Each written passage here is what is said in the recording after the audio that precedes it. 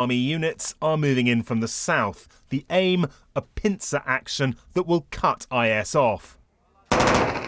But away to the south, in the Kurdish-held city of Kirkuk, IS has struck back. In assaults on government buildings and a power station, IS killed almost 50.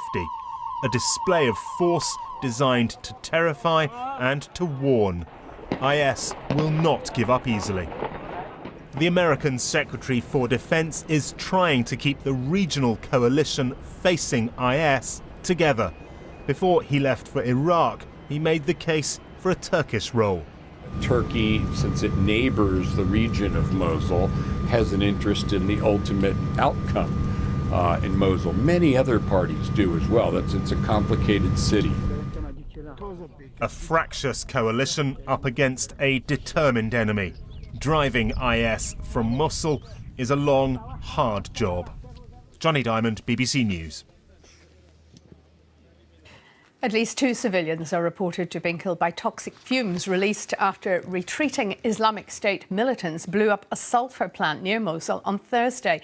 And US forces in the Kayara base have begun wearing protective masks after winds shifted south, bringing a cloud of sulphur dioxide and hydrogen sulfide gas from the burning Al-Mishrag plant. Now, these are the images of the toxic smoke billowing from the sulphur factory yesterday. The same plant was set ablaze in 2003 during the US invasion of Iraq, resulting in a catastrophic chemical fire which caused thousands of respiratory casualties. Our correspondent Shaima Khalil spoke to us from Erbil earlier on what Iraqi and Kurdish forces might find in the wake of IS occupation of Mosul.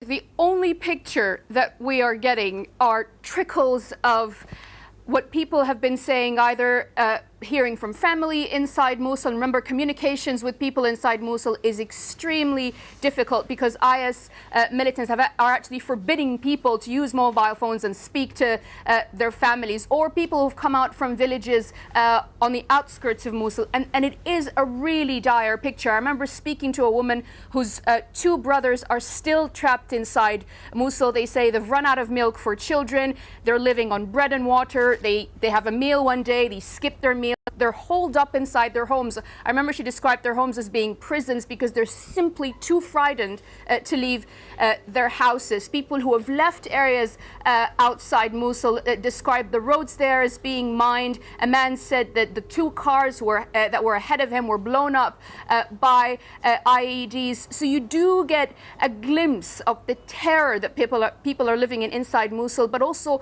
the horror that they have to go through in order to be able to escape. And these pictures will get clearer as the Iraqi forces and the Peshmerga forces get inside the city. The big question, of course, is what kind of blowback, what kind of resistance will they meet from IS fighters? And if these past few days are anything to go by, IS have sent a message that they're not only going to resist inside Mosul and around it, but also in cities like Kirkuk, away from the central fight, from where the fighting is at the moment.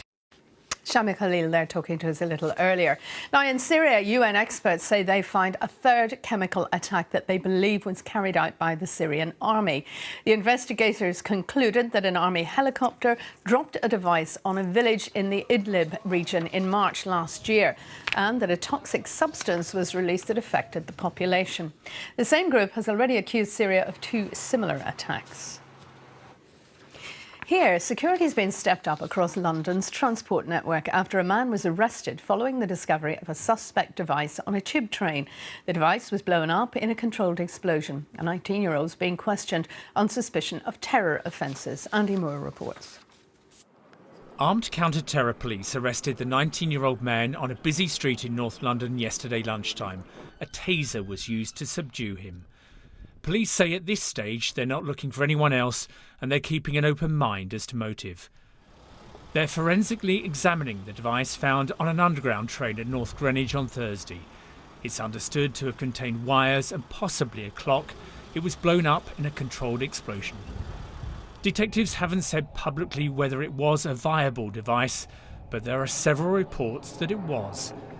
The Daily Telegraph says a message was sent out to military personnel before the arrest, warning of a suspected improvised explosive and the possibility of more such devices. The Guardian newspaper reports that the device was unsophisticated. Police are said to be examining the mental health records of the man arrested. Scotland Yard say there will be more armed police on the tube and at transport hubs in London to reassure the public.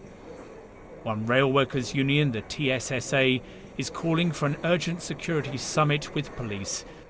It describes the incident on Thursday as an all-too-real attack. Andy Moore, BBC News. Now, emergency talks have been taking place in Brussels to try to save a free trade deal between the European Union and Canada.